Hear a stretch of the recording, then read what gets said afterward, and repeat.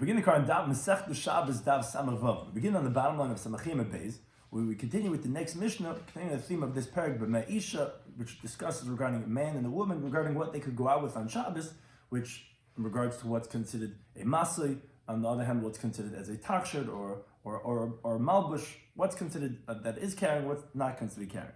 Ashir's co-sponsor Bekazich and Yechezkel, Torah Anytime, Davachayim. I appreciate the Zoom oil joining us. So my ideas we're going to be discussing today's daf is what constitutes a shoe with regard to wearing it as it applies to the laws of Shabbos, which is the main theme of this parak, entering the Azara of the Beis HaMikdash, and contracting Tumah, where if it's a vessel, if it's a shoe, it's going to be Mekabel Tumah. If it's not, or it's related to that concept, that it might not be. Additionally, which Tana holds that a wooden shoe has the status of a shoe? Generally, shoes are made out of leather. Who holds that even if it's made out of wood?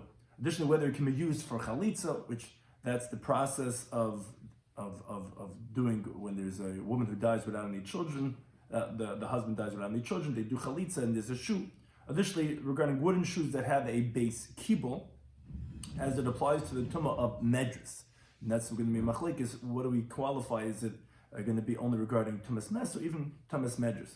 Additionally, the Mishnah on the days discusses habanim yoytze b'kasharm regarding the sons that could go out with knots of certain elements. We'll discuss exactly what that is.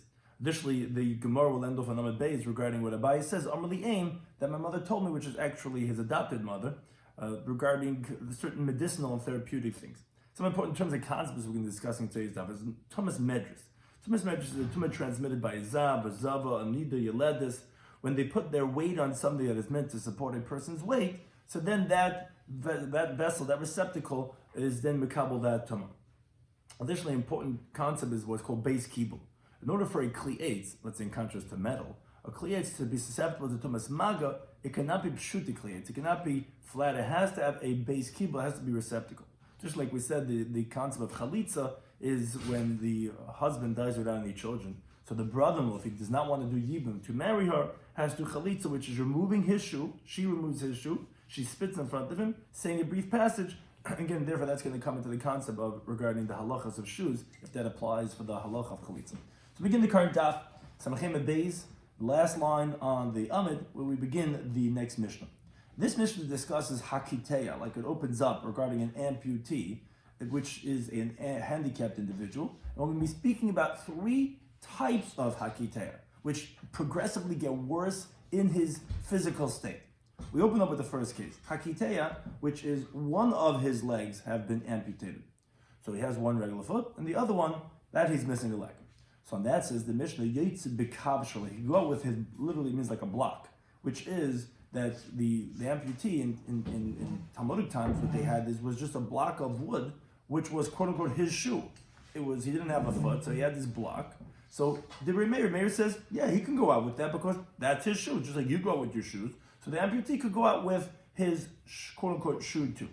As we continue to some of but Rabbi Yisrael disagrees. He says no, it's forbidden. He says because it's not a shoe and it's not an ornament, and therefore it's considered a masa, it's considered carrying. So now I'll go out with this, as we'll explain during this daf, that it's not really used for supporting his weight, essentially, and therefore he says it's not really a shoe, and it's going to be forbidden.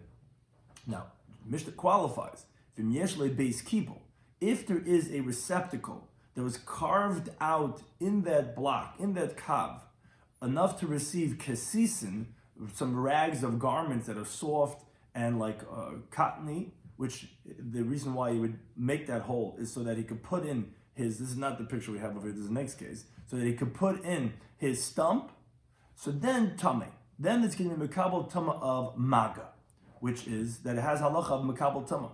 Because if it didn't have a receptacle carved out for his for the end of his foot, and he's not putting any rags over there, so then it's not going to be Mekabel Tumah, because that's like we said in the introduction, it's going to be Pshuti Kli'etz. And it's going to be the halacha of a wooden vessel, the pasuk compares to, it puts in the same pasuk as a sock, which we learned out, we mentioned many times in Shas, that just like a sock is a receptacle that's used to carry what's inside of it, so too, then a wooden vessel only Mekabel Tumah if it has a receptacle. But as Rashi explains, what's with the fact that his stump, his leg is in that kav? That's as Rashi, which Mefarshim explain, it's not really being carried by the vessel. If anything, the vessel being carried by his stump.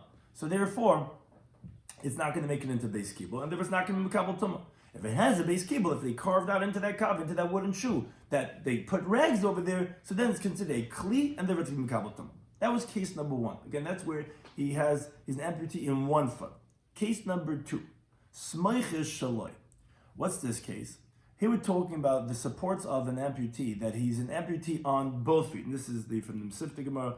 This is case number two, where he's missing both feet. So here, he can't like limp on one foot and then have a wooden foot on the other because he doesn't have both feet. So what he does over here is that he goes on his shins. He walks on his lower legs and on his knees, and they make supports of leather for his shins. So that's what we're discussing here in case number two. So those supports, what's the halacha? There's three areas of halacha that it applies to. First of all, Tamein Medris. If he's a Zav, so then these leather supports become Tumah of a Medris because they're meant to be used for supporting his body. And the halacha is that whatever's meant to be used to support a person, if he's a Zav, becomes a Medris Zav, and it becomes, just like he's an Avatumah, so these supports also become an Avatumah. That's halacha number one. Halacha number two that it relates is V'yetze ben b'Shabbos. He's allowed to go out with these supports on Shabbos because it's considered his tashut, it's considered his ornament for this individual. Just like a shoe is, so too that's his supports. He could go out with it on Shabbos. And halacha number three is v'nechnas men ba'azara. He could go with these supports into the courtyard of the Beis Hamikdash.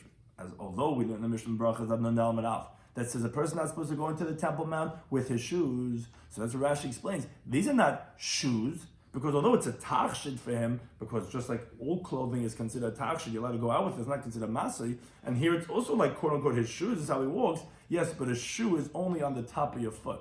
It's only in the end of your foot. That's what a shoe is. So although this is quote what he uses to transport himself, but it's not a shoe, and therefore since it's not a minal, he's allowed to go out with that into the Azar. So those are three halachas related to case number two. Now we move on to case number three.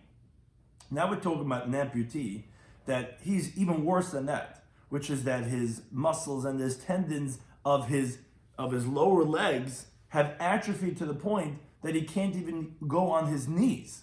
So what they make for him is they make a type of kisei. They make a small type of chair that he sits on. And when he goes, he supports his hands on a small bench. And he lifts up his body, he catapults his body, and he pushes himself forward, and then he lands back again on the chair that's tied behind him. So regarding that chair, and those supports, now what supports are we talking about? Not to get confused. The supports of this amputee is that they would make supports of leather or of wood for the end of his lower legs, of those stumps, or these legs that were hanging because they were so atrophied he couldn't even use them, but whatever was the end of his legs, that they would make supports on. Why? Because when he would support himself on his hands and he would lift himself up, he would also support himself a little bit on this end of the feet. So although he's really using his hands, his upper body is being used primarily to catapult himself, these supports would also be used a little bit, meaning although they were atrophied, but it was still a little bit there that he could use to steady himself, to support himself, so therefore he would lean on that a little bit too. So therefore you have the following three halachas, like we said regarding the middle case. Here too, regarding the third case, we have the same halachas, but different applications. So regarding this chair, and regarding these supports, so halachas as follows. Tamei and Medjus. So they have a halach of Tumas Medjus because it supports him. Like we said, he's supported by this chair, obviously sitting on it, and also by these supports, also supports him. And halacha number two is ve'ein yotzei ben b'Shabbos. He cannot go out, as Mefarshim explained, is going on the sameiches, on the supports on Shabbos. Why not?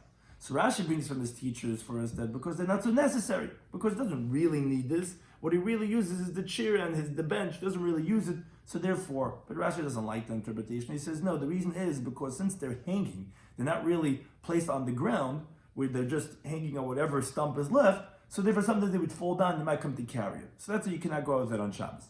And halacha number three is ve'ein nachnasen ben bazar. You cannot go with them, these sameiches, into the Hazar and the Beis Hamikdash, because this is a shoe. Well, why is this different than this? Why is this not a shoe and this is a shoe? Because like we said, a shoe is the end of your foot. Wherever your foot ends. This is not the end of his foot. It's on his shins, because he goes on his knees. These are the end of his foot, although it's not like a regular foot, like a person, but it's the end. Therefore, that does qualify as a minal, and therefore that would be forbidden to go into the Hazar with that too. Now the Mishnah concludes, luktamin, which the Gemara is going to explain what exactly that is, but Rashi, you see, says talmaska. It's like the word mask, a mask, which they make for having fun, where they would scare the little children with the masks. So that's what luktamin. It's actually one of the three interpretations in the Gemara. So says the Mishnah, those are tahirin. They're tar from contracting tumah because it's not a kli tashmish, it's not an ornament, it's not nothing that has a vessel, and therefore it's not makabel tumah. And the you're not go out with them into the street on Shabbos. Again, as we'll explain the Gemara, there it's going to be a masa because it's not a tachshit, it's not a beged, and therefore it'd be forbidden to go out with it on Shabbos into Rosh Hashanah. So now we begin the Gemara. The Gemara says, Amalei Rav Rav Nachman. He says, Heichid Tanam. How did we learn in the Mishnah? Meaning the opening halacha of the Mishnah, the way our girsa was, we were talking about the first case of an amputee with his wooden foot. We said, your mayor says you could go out with the kav, like we said, because it's considered his shoe. Rabbi Yisi says it's forbidden because it's considered a masli. No, it's not a shoe. And therefore, it would be considered as a load, like he's carrying that, and therefore forbidden. So that Rabbi said to Rav Nachman, Heichitnan. What's the girsa in our Mishnah? Although we assume that it's as a given. He asked it as a question. Is it the way we learned that Rabbi Meir said that the amputee could go out with this wooden shoe, and Rabbi Yisi said forbidden? Or maybe it's the opposite. Maybe Rabbi Meir says you cannot go out with it, and Rabbi Yisi says it is permitted. So Amalei Lo Yadan. So then Rabbi Nachman says, I don't know what the correct girsa is. So then he asked a different question. Okay, but Hilchasama, what's the halacha? Amalei Lo Yadan says, I don't know. But Itma we learned that with two Amaram, Shmuel and Rav Huna, that they said what the girsa is. Amar Shmuel says, Ein hakiteya, meaning not like our girsa. If you look at the Mishnah, open up, hakiteya yitz b'kav shel Reb Meir. On that says Shmuel, the girsa is supposed to be Ein hakiteya. No, Reb Meir says the amputee cannot go out. Mechinam Rav Huna Ein hakiteya. Rav Huna also says no, the amputee cannot go out. Some Rav Yisrael says Hayav Amar Shmuel Ein hakiteya. Vam Rav Huna Ein hakiteya. They both say the girsa is not like our Mishnah, but rather it's supposed to be the opposite, that the Reb Meir holds he cannot go out with it. And not in this name, so then we should also learn the girsa, the text in our Mishnah, that it's the amputee cannot go out. However, Matkila Rabba Bar Shira says, Loish Milahu, didn't they hear Hadamasin Le Rav Chanan Bar Rava Lechia Bar Rav, that he told them Kamei Rav in front of Rav, Pikituna Be Rav, which is the small room of the Beis Medrash that Rav had in the shul, that he said this girsa that Shmuel and Rav Huna had, that ein hakitei yitz b'kav shel divrei Meir. They quoted Rav Meir saying that the amputee cannot go out with this wooden shoe. And Rabbi Yisi Mata, and Rabbi Yisi is the one that says permitted, not like our girsa. Umachvei Rav, and Rav made with the hand. He started waving. He says eipach. He's going like this. Fakert, the other way around. Where the halacha is, no, it's not supposed to be the way you're all saying the girsa is, not like our Mishnah. It is like the way our Mishnah is. Hakitei yitz b'kav shel divrei Meir. And then Rav Nachman Yitzchak says v'semana, and in the manik to recall, because obviously there was a dispute regarding what was the girsa in our Mishnah. If you want to remember how the appropriate girsa is in our Mishnah, you should remember samach samach. What's samach samach? The words Rabbi Yisi Eiser have two words, one right after another, with the word samach. Rabbi Yisi Eiser, samach samach. That'll help you remember. Oh, it's Rabbi Yisi Eiser, not Rabbi Meir Eiser, and therefore, again, that's the appropriate girsa in our Mishnah as we have it. And the Gemara says Av Shmuel Hadabeh. And actually, these two Amaram, Shmuel and Rav Huna, who had initially said the girsa is, Reb Meir says, Ein hakitei yitz b'kav shloi, ultimately retracted and agreed to the girsa that we have in our Mishnah. How do we know this? Because it's not. We learn the Mishnah B'Sefetz Yevamis that says the following halacha. Chalitza b'sandal she'ena shaloi. Mishnah there is discussing regarding the laws of chalitza. So, as we said, the halacha of chalitza is that she takes off his shoe and she spits in front of him. So the shoe is integral in the process of chalitza. So let's say chaltza b'sandal she'ena shaloi. Let's say she did chalitza, she took off his shoe. That's not his. It's not his own shoe. Or b'sandal shel eitz, and this is the important case. Or a sandal made out of wood. Or a sandal shel smoil, a left shoe, a left foot shoe, biyamin, on his right foot. Meaning she took a left shoe and put it on his right foot, because chalitza has to be on the right foot, as we learn out regular from Mitzayr, which has to be with the right one, so to here is the right one. So she did it on the right foot, but it was a left shoe. Either one of these cases, chalitza ksher, it's going to be a valid chalitza. Okay, but one of the cases was that if the chalitza was done b'sandal shel eitz, it's going to be a valid chalitza. V'amrina, we said, Mantana, who is the Tana of this mission that says a wooden sandal is considered na'aloi his shoe? Shoes are generally made out of leather. Who holds the wooden sandal is going to be valid? Like we say, because it has to be na'aloi, the chalitza has to be his shoe. That's what the pasuk says. That on Shmuel, that's what we're talking about Shmuel. Shmuel said that it's Remeir. It's Remeir. What do you see Remeir says this idea? That's not like in our Mishnah, and here's where you see that he retracted, he held the girsa that we have in our Mishnah. He's quoting Remeir as the one who holds that the amputee could go out with his wooden shoe, because we consider as shoe a tachshin that you could go out. It's not a masa. Obviously, he's retracting, and it's Rabbi Yossi Eiser. So you see clearly that he agreed that the way the Rav had recorded in our Mishnah is correct, that actually he's the one that says that it is considered a shoe. And that's why he's saying that it's considered chutz misan shalit, even though it's not the material that's generally used of leather. You see that he considers it as valid, and that he says is the opinion of Rebbe. Says the two Amorim that we had mentioned that had originally said a girsa not like we have, Rav Huna also retracted. How do we see that? Not time like Linda Brisa. Sandal shel sayad, the sandal worn by those who sell plaster. When they're busy making the plaster, they would wear these special shoes. Now, there's actually two girsayos that Rashi brings. We'll go with the primary first, that it was made out of wood. And the reason why they would wear wooden shoes is because the plaster would burn their leather shoes. So they couldn't just wear their regular shoes. They would wear these special sandals. Says the Brisa, Tamei Medrash. So these sandals are support the weight of a person. So if it's Bekabel Tumas Medrash, if let's say he's a Zav. And Ve'isha Chaletzes by, a woman could do Chalitza with these sandals of the plasterers. And Ve'yetzim by B'Shabbos, and he could go out with it on Shabbos. That's a Rebbe Kiva, which obviously Rebbe Kiva considers this as a shoe. So even though it's like a special type of shoe, it's made out of wood, but it's Bekabel Tumas Medrash, a woman could do Chalitza with it, and you go out with it on Shabbos. Now, says the Brisa, V'loi Haidu. But they, doesn't say who they are, they didn't agree to Rebbe Kiva, and they didn't consider it as a shoe. The problem is, but Tanya, but in the Brisa, which some have the girsa that actually Vatznan, this is a Mishnah Masechtas Idias, that says, Haidulai, that they did agree to him. So did they agree or did they not agree? So on that Rav Huna, this is the important point, this is Rav Huna retracting. He says, yes, it's not a contradiction. There are some who agreed and some who didn't. Where do we see some agreeing to Rebbe Kiva's principle that it's a nal, that it's a shoe, this wooden shoe of the plaster sellers? And where do we hold it's not? It's our Mishnah. Man Haidulai, who's the one that agreed to Rebbe Kiva? It's Reb Meir, that he says that the Kitei could go out b'kav shalei with his wooden shoe. We see Rav Huna clearly saying, like the girsa we have in our Mishnah, that Reb Meir is the one that says a wooden shoe is a shoe. And therefore that's the same thing as the plasterers who would wear wooden shoes, that would consider that as a shoe. They would do chalitza, go with it on Shabbos. So you see clearly he retracted. Uman loy haidullah, who's the one that did not agree in that other brisa, is Rabbi Yossi. So therefore we see clearly, again, by the sandal shel sayadin, that Isha could do chalitza, even though it's not a popular material. You see that the Rav Huna also retracted. They both ended up retracting it, saying it's like the girsa of our Mishnah, and that it's Remeir who holds Yotze b'kav shalai, both according to either opinion. Now, however, once we introduce this contradiction of, we see that there are those who are loy haidul to Rebbe Kiva, some Rav Yosef, which the girsa actually should be, as the Gemara brings on the side of Rav Yosef Omar, which is generally when someone's giving another interpretation. He says, okay, one approach was said by Rav Huna that who's the one that's loy haidul? That's Rabbi Yosef by Mishnah. So Rabbi Yosef says, man loy haidul. Here's another interpretation. Who is it that doesn't agree to Rebbe Kiva? Who doesn't consider these wooden shoes of the plaster sellers to be as a shoe? So that's Rabbi Yechim Nuri. That's not like we learned in the Mishnah. So actually, if the girsa is Ditznan, like the Vilna Gaon brings here on the side by the Agar Sagra, the girsa is supposed to be differently. It's supposed to be Machzelas Hakash, a mat made out of straw, and V'Sheferes Hakash, and a hive made out of straw, which is a Mishnah in the 17th paragraph of the scale, Mishnah Yitzayim. However, we're going to have the girsa Tanya because our Gemara has a different text, and we're going to go with the text of our Gemara.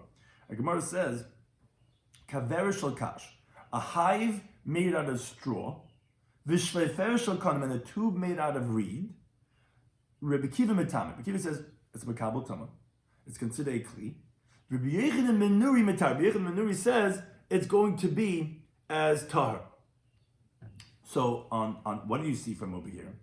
So there's actually two interpretations in Rashi. The first interpretation of Rashi is that it's not normal to make the hive out of straw, and it's normal to make it only out of reeds. And what do you see? Because it's not the norm to make it out of straw, so Rabbi Yechim Menuri says it's going to be tar. So that's the same thing by the shoe. since it's not normal to make shoes out of wood, you don't see people walking out unless you from Amsterdam, Holland, everyone comes back with those wooden shoes. People don't make shoes out of wood. People make it out of leather. So therefore, this is the interpretation Rashi brings from his teachers. So just like Rabbi Yochanan ben Nuri is saying, that the hide made out of straw, it's a nice hide, but you don't usually make it out of that. You usually make it out of reeds. And therefore, since it's not the norm, it's not considered as a kli, so to the shoes, since it's not normal to make it out of wood, you only make it out of leather, so Rabbi Yochanan ben Nuri is the one that was lo'hoid, like Rabbi Kiva. When you have those plaster shoes that are made out of wood, we don't look at that as a shoe. And therefore, you cannot go out on Shabbos, you cannot do chalitza, it's not going to have the tamah medrash. So therefore, again, that's just another interpretation. We bring in an agav, secondary, parenthetical, because we brought in Rav Huna that retracted, because he brought in Man Hoydle. Man Hoydle was just to show that he holds that Remeir is like the Girsa by Mishnah, so he brings another one that we could say is not necessarily Rabbi Yisi, Man Hoydle, like Rabbi Yochanan ben Nuri. Another interpretation Rashi brings is that a whole different understanding, which is that the sandal of the plasters was actually made out of straw, not out of wood. Now, when we see Rabbi Yochanan ben Nuri says in this hide made out of straw, we see that, if something's made out of straw, it's not makabel tumah because it's not wood. Sounds like if it was wood, it would be makabel tumah. And Rabbi Kiva, he holds no, straw is hard, just like wood, and therefore, just like wood is makabel tumah, so too straw is going to be makabel tumah, and therefore it's essentially based on the element of straw. That when we're talking about a vessel made out of straw, whether it be the plaster shoes, or whether it be the hive, so that is, do we consider that as wood, which actually in this case would actually be makabel tumah? And that's the question. Rabbi Kiva was saying that it's going to be makabel tumah, and Rabbi Yochanan ben Nuri is saying no, it's not going to be makabel tumah. And therefore, again, that would be a different understanding in understanding what the idea is. But again, either way, in the first interpretation Rashi brings, it's the idea of, even though it's not a popular material, that's the question: do we consider that as a vessel or not? Rabbi Meir says yes. And both Rav Huna and Shmuel retracted to say that that's as actually the girsa that we say he's the one that says Cholzim and Sandal Shal Eitz and Sandal Shal Siyad and Isha Chaletz's boy are both going according to him. Now we continue that we had mentioned parenthetical in the Bryce that we quoted, the Omamar. Rabbi Kiva had said this Sandal Shal Sayad, the sandal of the plasters. So he said a few halachas regarding it, and essentially the idea of Rabbi Kiva was, which we said Rabbi Meir agrees to that, is that it's considered a shoe. So therefore, it's a vessel, you could do chalitza with it, makabel tumah. One of the halachas was tummy medrash. It's going to have a halacha of tummy medrash because it's supporting the weight of this plaster. If let's say he's a zav, just like anything, like a chair or a bed or a shoe, so makabel tumah medrash. But the Gemara asks on this, halav lihiluchi avdi. But the problem is, it's not meant for the plaster to walk with. It's only meant that it shouldn't burn his shoes, which actually Taisi brings from Rabbi Eliezer from Mitz. He asks the Rashba, the Gear says the Rashbam. Says, I understand the Gemara's question. What do you mean? When else do you think he wears these sandals? When he's doing his work, which is coming back and forth. So he is walking with it. So Taisa brings two approaches.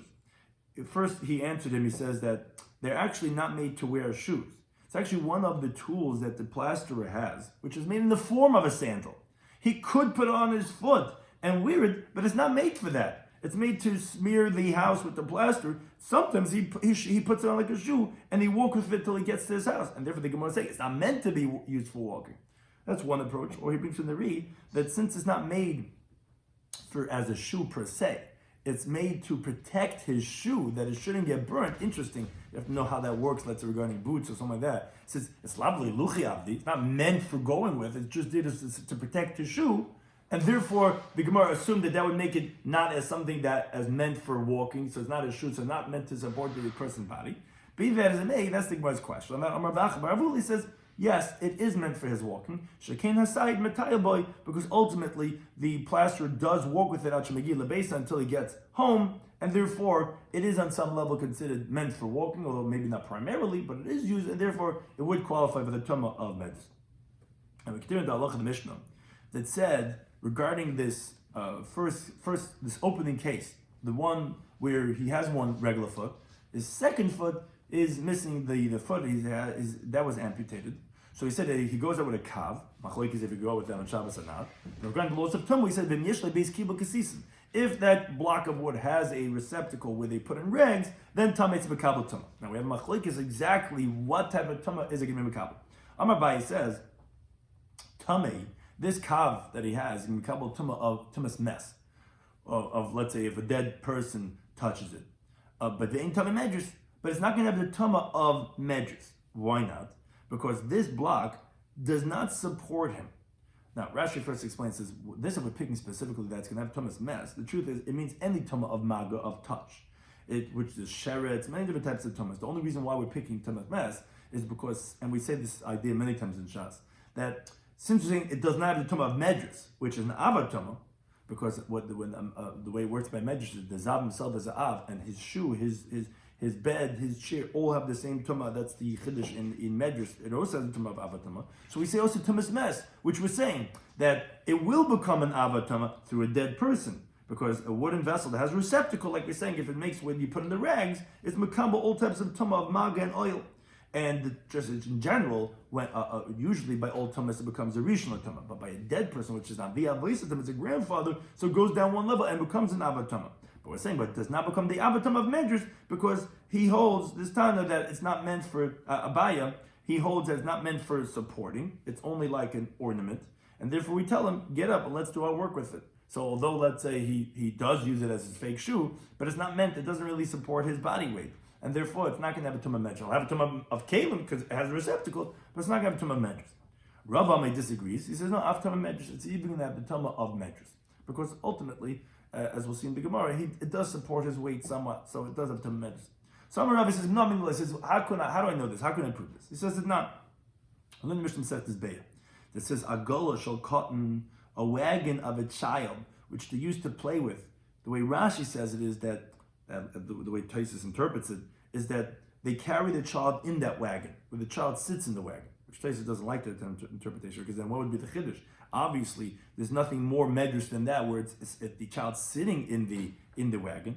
Rather, Taisus says it means to say like a wagon, like a walker that they make for a child to learn how to walk. That we're saying is going to be Tamei medrash. You're going to have the halacha of tumas medrash.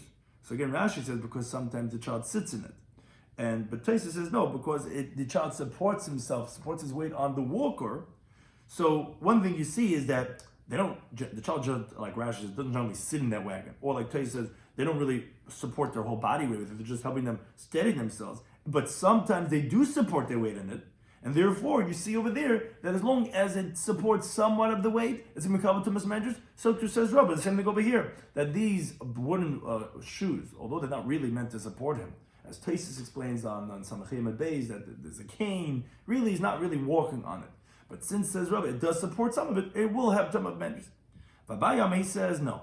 Hasam over there, the child, he does support his weight on it. Again, according to Rashi, like he's in the wagon, like Taisus says, he's using it to learn how to walk. But over here, he says by the kiteya, by the amputee, like Mefarshim explained, he's not really supporting his body weight on it, and therefore that's not going to be sufficient to be makabel tumas medrash. On that, Amabai, he says, it says, and how do I know this? That doesn't help. That if it's not really meant to support the weight, that it's not going to be makabel tumas medrash. The time like learn number I said, the walking stick of elderly people, tahar miklum. It does not have any tumah whatsoever, not of tumas medrash and not of any other tumah. Now, why does it not have tumah medrash? It's because it's not meant for supporting, because he really walks on his feet. Now, although sometimes he does lean on it for support, but again, that's the idea, but it's not meant for that. And it doesn't have either any other tumas either, because it's not like the picture we're showing over here. It's actually pshute kli'etz. It's the walking stick is a flat wooden vessel that does not have any receptacle inside of it. So therefore it doesn't have any other tumah either. But one thing we see is that even though sometimes he supports himself on it, but since it's not primarily meant for that, it's not going to be makabel tumas medrash, which is exactly like Abaye said regarding the wooden shoe. And Rashi says, wait a second, maybe it's not going to be makabel tumas medrash for a different reason, because it's pshuti kli'etz. Maybe that's why it's tar for medrash. Says Rashi, no. The idea of pshuti kli'etz, that if it does not have a receptacle, is only mentioned in the Torah regarding maga and oyhel, touching or in the same canopy, because the Torah compares it to the sack. And regarding a dead person and mishratzim, that's where it's hekesh. But regarding tumas medrash, it was never compared for, and therefore even if it cannot be moved with as receptacle, it would be makabel tumah. So if he's saying it's tar, must be because it's not really meant as medrash, it's not really meant for support. So it's like a bite. But for Rava, he would tell you no. Hasam over there, as you continue to the base, is litrutzi sugya avida. No, you can't compare it to the cane, because there it's meant just to help him straighten out his steps and that he could erect his posture, because his legs and his lower legs are shaky, but it's not really to support his body, it's just to help him walk. But Hachal here says Rava by the amputee, it's meant for him to support his body weight in it somewhat. And he does, and therefore it's going to be tumas medrash. So again, so we had this machlokes Abaye and Rav if it's going to have the tumah. When we say if it has kibbul kassis, it's going to become a tumah. Abaye says that's only for tumas mes, not for tumas medrash, and Rav says even tumas medrash, and that is he wanted to bring a raya from the Agola Shal Cotton that's Mekabel Tumas Medrash, Rav says. On that, Abaye says, no, that's not a raya, because that's meant to support the whole body weight. And this, that Abaye brought a proof that you see that the sticks are not Mekabel Tumah, says Rav, that's also not a raya, because that's L'Trutza Sugya Avida, that's only meant to help him walk straight, it's not meant to support any body weight, and therefore either one of those rayas that each one brought is not difficult on the other one's opinion.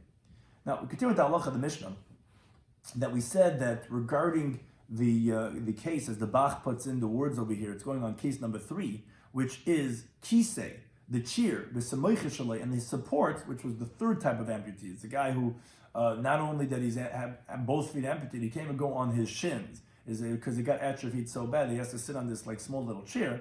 So he said the tmein medrash, so that it's going to have a tumah of medrash because it supports his body weight. The ein yitzim and b'Shabbos, and we said you cannot go with on Shabbos. Those were regarding the supports at the end of his feet, because they're in the air and they could fall off. And we said you cannot go out with that into the Azara because they're the end of his feet, and therefore those are considered his shoes. Now, but actually, Tana Kamid Rabbi Yochanan, a teacher of Bryce's taught in front of Rabbi Yochanan, that actually Nechnasim el Azar. He quoted the halacha as that you could go in with them to the Azar because they're not shoes, they're at the end of his stump. On that Amalei, on that Rabbi Yochanan said to him, I learned Isha Chiletz's boy that a woman could do chalitza with it. Now, obviously, it's considered a shoe because chalitza requires anal. You say a person could go with it into the Azara. If it's good for chalitza, how could you go into the Azara? You now go into the Azara with nalayim, with shoes. So Tanei, he told him to amend it, which is as we have it in the Mishnah. You now go with it into the Azara again because it is considered a shoes. Now the Mishnah ended off with the halacha that luktimin are tahira, and you cannot go out with it into the Rishus Ramat Shabbos.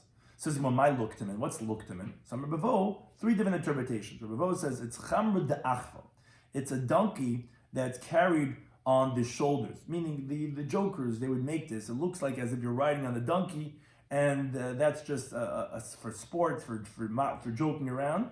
That is, it's not a kli, it's not kli tashmish, it's not an ornament, and therefore again, that's why it's not makabel tumah. Therefore you cannot go with that on Shabbos into the street.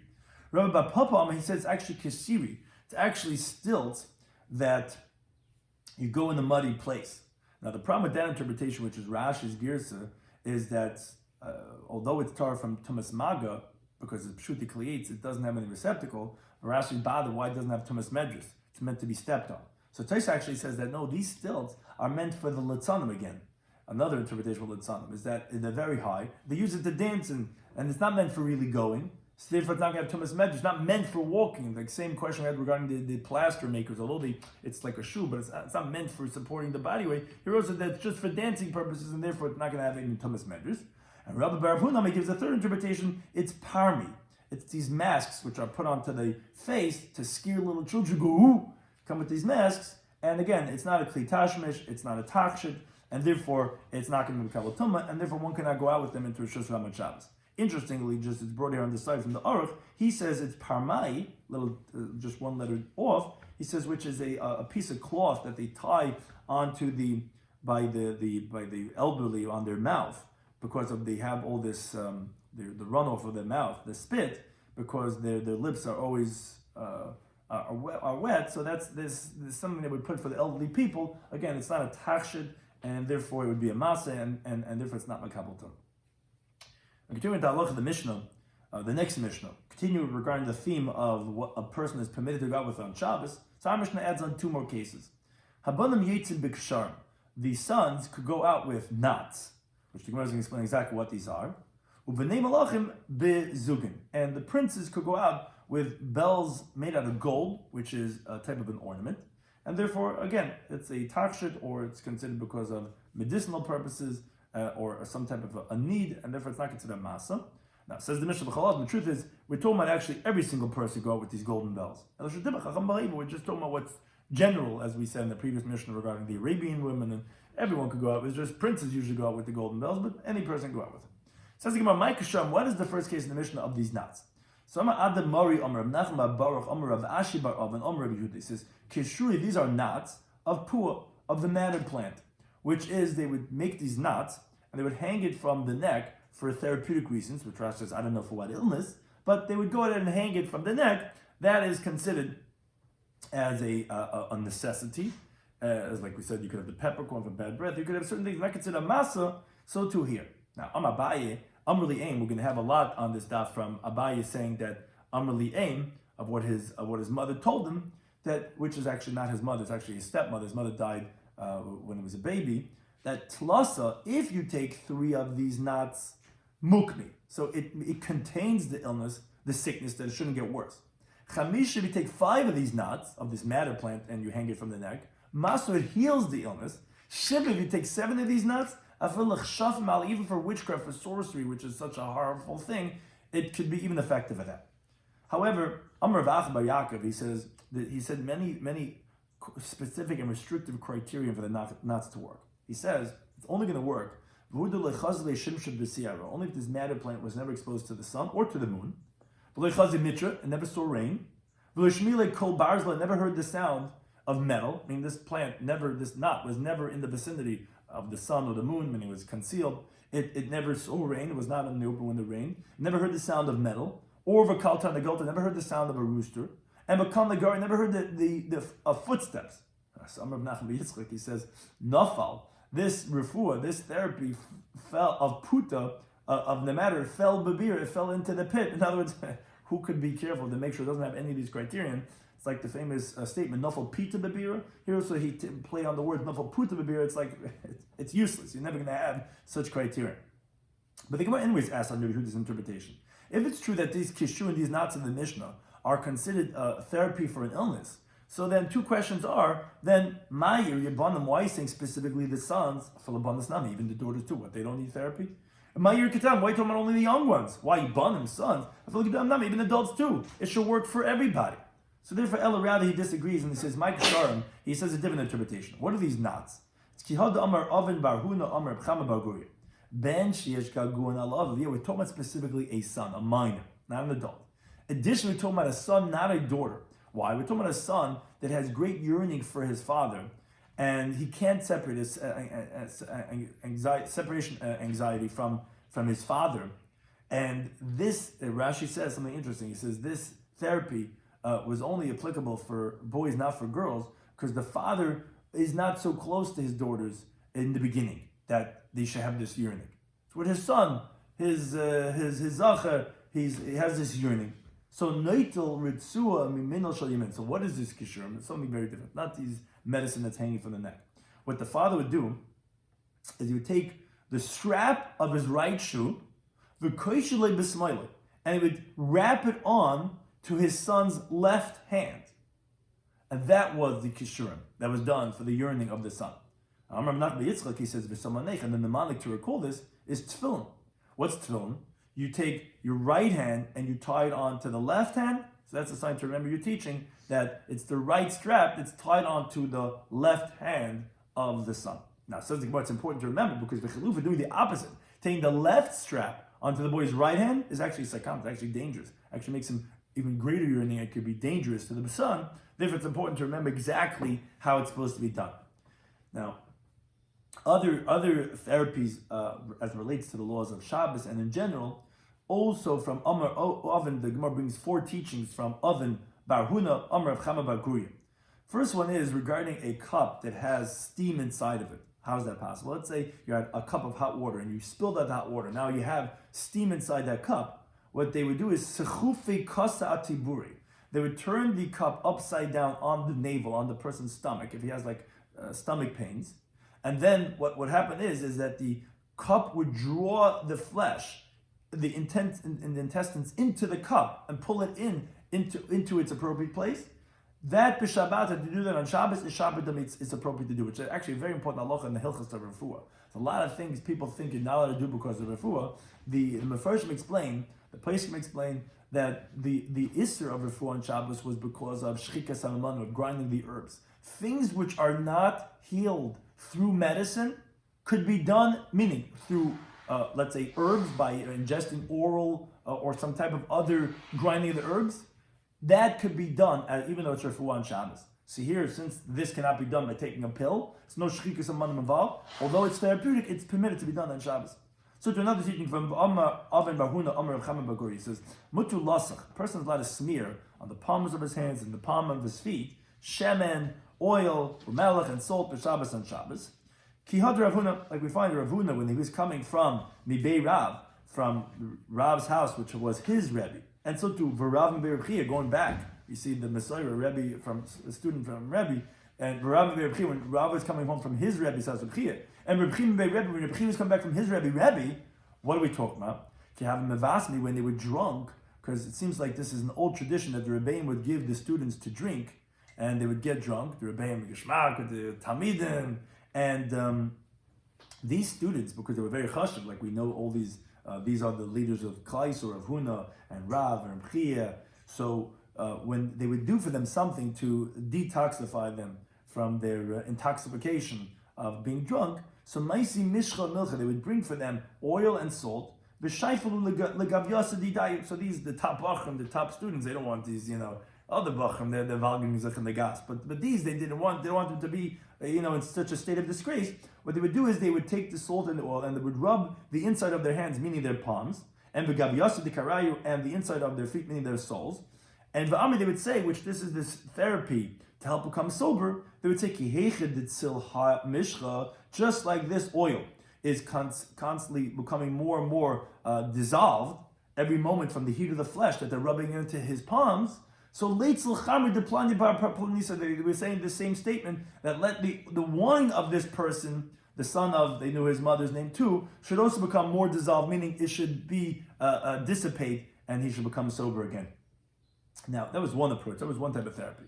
But let's say they didn't have the water and the wine, the salt and the oil, or let's say it wasn't working for them, so they would do something else. They would bring the earthenware cover of a barrel, would soak it in water.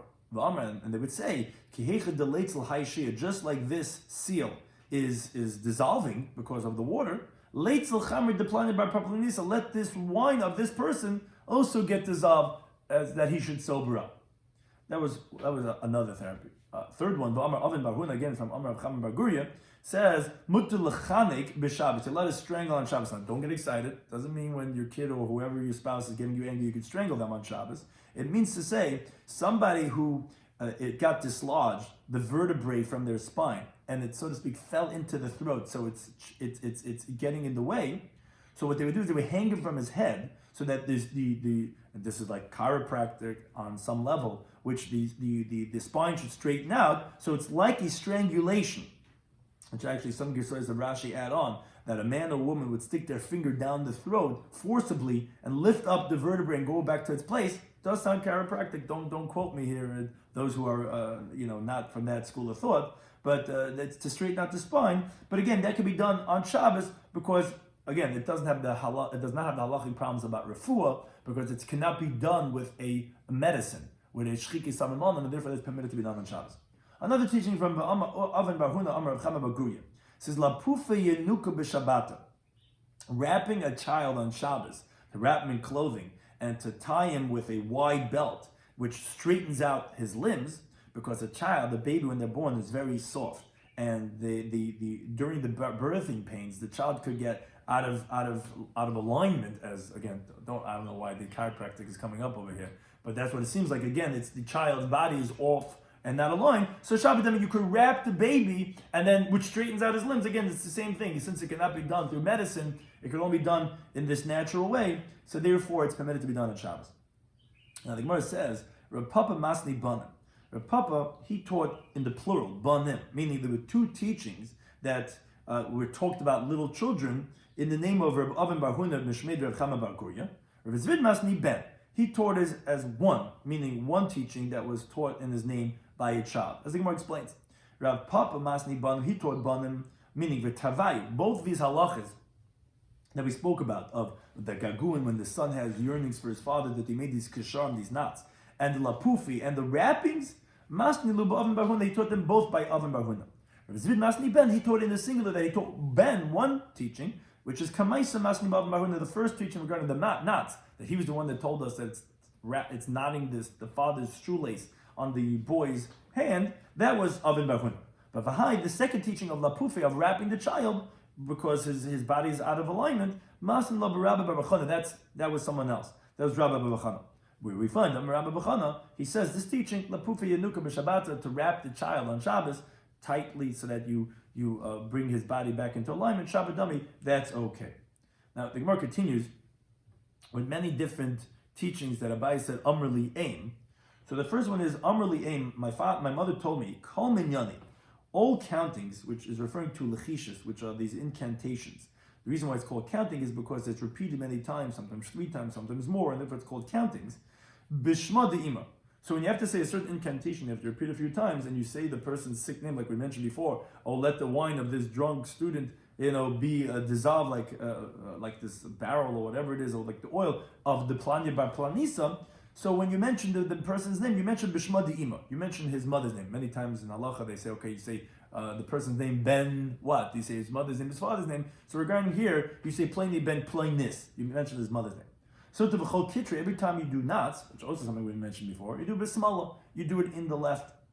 Now another teaching of Amar Abaye says, Amar Liyam, my mother told me, kol minyani de mefarshi, and you ever have a counting, a number that's explicit, meaning if there's a lachash, an incantation that we know, which is tradition of the therapy, that it's a certain amount of times that you have to say it and repeat it, so then kin mefarshi, like we know, like the number is supposed to be. But if it's not explicit regarding them, how many times you're supposed to repeat it, generally the amount of time you should repeat is arbon v'chadzim, is 41 times. So if it doesn't tell you how many times, maybe by the drunk student didn't say how many times to say, maybe you got to say it 41 times. Okay, Rebbe's coming for you, let's go. Let it dissolve like the oil and the salt get dissolved. Another teaching that Tanur in the Brisa is Yetzin be'evan tekuma. A woman could go out with what's called the preserving stone. An evan tekuma, it's a stone that a woman who's pregnant carries that she should not miscarry. She's allowed to go out with that b'Shabbos and Shabbos to Rosh Hashanah. And that's not considered masa, it's considered as a tachshit. Because it's therapeutic. It's a sort of well-known sugula that a woman should not miscarry. In the name of Rameh, they said even more than that. That after mishkol eben tekuma, and that's the halacha, that even the counterweight of the eben tekuma, which anything that's equivalent to the weight of that original eben tekuma, will also have that same segula. Now, moreover, the Gemara qualifies this. V'loi, don't say that they did not permit a woman to go out with it, only if she's in danger shehepila, that we're concerned that she's gonna miscarriage because she had already once miscarried before, or she's allowed to go with it. No, elishemetapel, even if she never miscarried. Just that maybe she might miscarry, that is sufficient to allow her to go out with the Rosh Hashanah. Moreover, and not only if that we know that she's pregnant, even if we're concerned that she might become pregnant and then might miscarry, that's enough room to allow her to go out with that into Rosh Hashanah on Shabbos. Now the Gemara continues with that Amar of Yemer Bar Shlomi Mishmei Abaye qualifies over this halacha of Meir. Although he says that a counterweight works, but v'hudi ichavin v'itkel. This is only if you found this counterweight as it is, that it's exactly the weight of the Eved Tekuma. But it can't be that you had something, let's say the Eved Tekuma was a pound, and then you go and you say, okay, I have something that's a pound and a half, I'm going to chisel away, or I'm going to add on to it to make it exactly. No, that's not okay. It has to be something that was exactly the weight. Naturally, then that will work as a counterweight that you go with that on Shabbos. Now, Amr B'Yemer Bar Shlomi Mishmei Abaye, so it says Boya Abaye, but then Abaye has the following question. It says Mishkul de Mishkul Mai. What's halacha? Can you take a counterweight of a counterweight? Will that also have the same skula to allow you to go out with Shabbat on Shabbos? Doesn't want to take a look. It's not clear if that will have the same therapeutic value as the original Eben Tekuma or as the counterweight itself. Another teaching from Amar Abaye says, Amali Aim, my mother told me, and we have a lot of this continuing to the next daf, Le'ishta, for a fever that's bas yema, that comes every single day. Every single day a person gets a fever. So what they should do is lishkol zuz chivra. You should take a white zuz, which is, when we say white, means say it's newly minted. V'lezel lemochasa, means when we say newly minted, we know it's exactly the weight of a zuz. And you go to a place where they burn the water. Meaning to say, what they do is that they make these channels, like you see by the Yam HaMelech, off of the sea to draw the water into these wide pools. And when it fills up, so then they close off the channel. Then the sun burns the water, which is salty, and then you have the remaining salt, which is they have the Dead Sea salt that you have. A lot of people use it for their food. So go to l'mocha, so go to a place where they make these salts, v'liskol miskali milcha, and then go and take exactly the weight of that newly minted zuz in a weight of salt. Then take that salt, v'litzayir, and tie it, b'chalol de beit saver, by the opening of the neck, meaning right beneath his throat, by the opening of his shirt, hang it b'nira barka, tie it with the strand of a hair. And that will be therapeutic for the fever you get every single day. Now, if that doesn't work or you don't have that opportunity, go sit by the crossroads, which is a place where the roads separate. And when you see a large ant, the darimidi that's carrying something, take that ant, put him into some type of a copper tube, and seal the tube with lead, and seal it with 60 seals. Now, Russia, it doesn't necessarily mean you have to seal it with 60 seals, and it's not necessarily like a seal that has a form. It just means close it many times, one on top of another. I mean, you should have wax on top of the lead, and then tar on top of that, and then lime on top of that. Then, then shake it, v'lidre, and then carry it, v'lemele, and then tell the ant to unach. What you're carrying is aloi, is on me, I'll carry. V'tunai, but what's on me, what I'm carrying, which is my sickness, Allah is on you. That's the therapy. However, Amalei Ravacha Bered Ravun Ravashi says, no, wait a second, that's not a good approach, because you're not the first guy to think of this. You're not Einstein. V'dum inish ashkeche. Maybe somebody else found this ant once before, v'ifsik bey, and he had this illness, which got interrupted and was put onto the ant. When you're going to tell the ant, tu'anach alai, what you're carrying is on me, and what I'm carrying goes on you, you're actually getting your friend's illness. And they rather tell the ant, tu'unai v'tu'anach alach, what I'm carrying and what you're carrying is going to be on you. That should be said. Now, Vilay, again, if a person does not have that ability to do that therapy, you should do the following thing. Lishkol kuzachadata. You should take a new, small, earthenware jug, v'lezel nahara, go to the river, v'leimele, tell the river, nara, river, oisven, lend me, kuzadamaya, a jug of your water, lo'orchadikuli, for the path that I have, meaning for this routine that I have this fever. Then, he should take that jug of water, he should do a kaparas, he should turn it around his head 7 times, for the shadim lachari, then throw the jug back behind his back into the river. V'leimle, should tell the river, nara, river, shekol maya, obviously take the water that you gave to me, the urcha de iklali, which now has that sickness that I have, that routine that came to me, which b'yayim aset, today it came, ub'yayim azal, and today it went, and that's going to then send the sickness back into the river. That is a therapy for the person that has that fever of that day. Now, we're not necessarily encouraging people to do that for fever, because we know that a lot of the Talmudic remedies, we don't know exactly how it works, or that nishtana teva. So just if you have a fever, maybe just use a different type of approach than going to the river or trying one of these other things. Some of these we learned about in today's daf, in Shabbos Daf, Samach Vav, we had a new Mishnah. We had 3 cases of a kiteya, of an amputee, each one getting progressively worse and having related halachas to the laws of Shabbos and other halachas relating to a nal, a shoe. Case number 1 was that he has 1 foot that was amputated, and he has this cob that he wears. This wooden shoe. Not from Holland, it's wooden shoe. So we had a machlekes in the Mishnah between Reb Meir and Reb Yossi if he could go out with it on Shabbos. Now, Mishnah also mentioned that if it has a base kibul kasisin, if it has a receptacle for rags, it's makabel tumah, which we'll explain in the Gemara exactly what type of tumah is that referring to. That's halacha number 1. Halacha number 2 is, let's say he's a kiteh in both feet. So he's actually going on his shins. He can't even walk and limp with this stick because both feet are missing. So we said that his supports are going to have the following 3 halachas. We said that it's going to be makabel tumas medrash because it supports his body. He could go out with it on Shabbos because it's his mode of transportation, it's his takshit. But he could go with it into the azar because it's not shoes. Shoes are only on the end of your foot, it's not the end of his foot. Then we had case number 3, which is even worse off. is he can't go on his shins and on his knees because his tendons and muscles have already atrophied and deteriorated to that point. We can't go out. So he actually has to sit on a chair and on supports. So those have the halachas that it's tummy medrash because it supports his body.